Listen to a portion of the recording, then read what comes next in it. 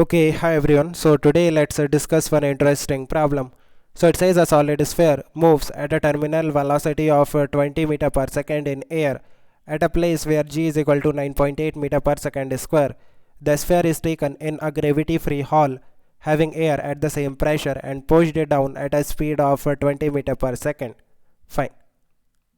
So इस तरह से हमारे पास एक सॉलिड स्फेयर है, let's say mass small m and radius small r, and इसका जो टर्मिनल वेलोसिटी है दैट इज गिवन 20 मीटर पर second.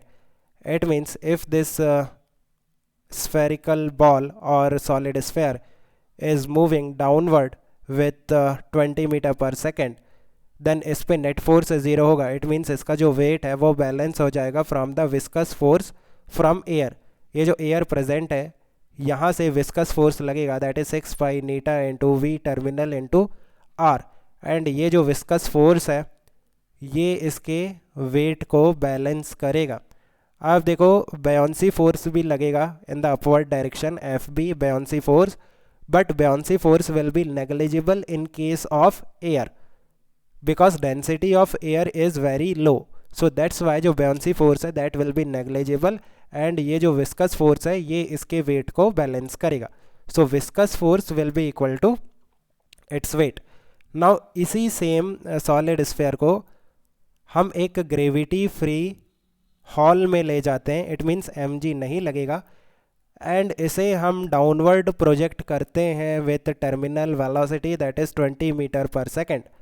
Then what will happen, आप देखो जो वेट है वो तो नहीं लगेगा बट विस्कस फोर्स लगेगा in the upward direction that is 6 pi eta into v t into r, because यहाँ पे एयर प्रेजेंट है सेम प्रेशर पे.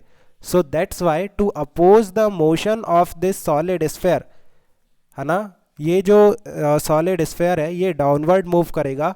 सो दैट्स वाई जो विस्कस फोर्स लगेगा by the air on this solid sphere that will be in the upward direction, and then what will be the acceleration of this solid sphere, that will be net force, that is 6 pi neta into vt into r divided by mass.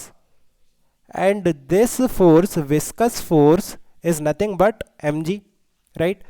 So इसे आप mg लिख सकते हो divided by m, so that is the value of acceleration, that is g. And ये जो g आएगा ना acceleration that will be in the upward direction in the direction of force, and ये जो विस्कस फोर्स है that is in the upward direction.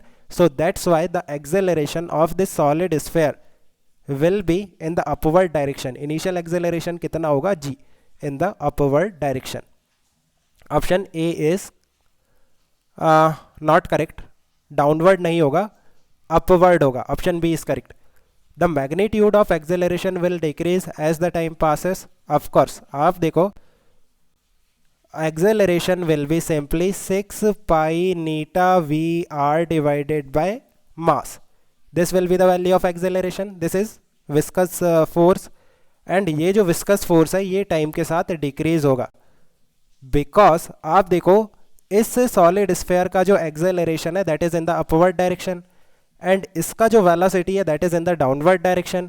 It means ये जो solid sphere है ये रिटार्ड करेगा, इसका जो वेलोसिटी है टाइम के साथ डिक्रीज होगा.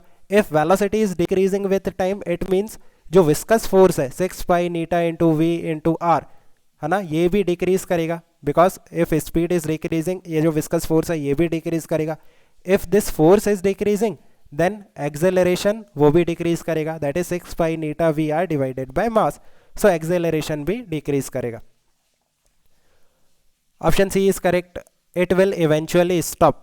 ऑफ कोर्स आप देखो जो वेलोसिटी है या फिर जो स्पीड है इस सॉलिड स्फेयर का वो कंटिन्यूसली डिक्रीज होगा एंड एक टाइम पे ज़ीरो हो जाएगा, right, because this viscous force opposes the motion, है ना. सो दैट्स वाई इसका जो वेलोसिटी है वो कंटिन्यूसली डिक्रीज करेगा एंड इवेंचुअली ज़ीरो हो जाएगा.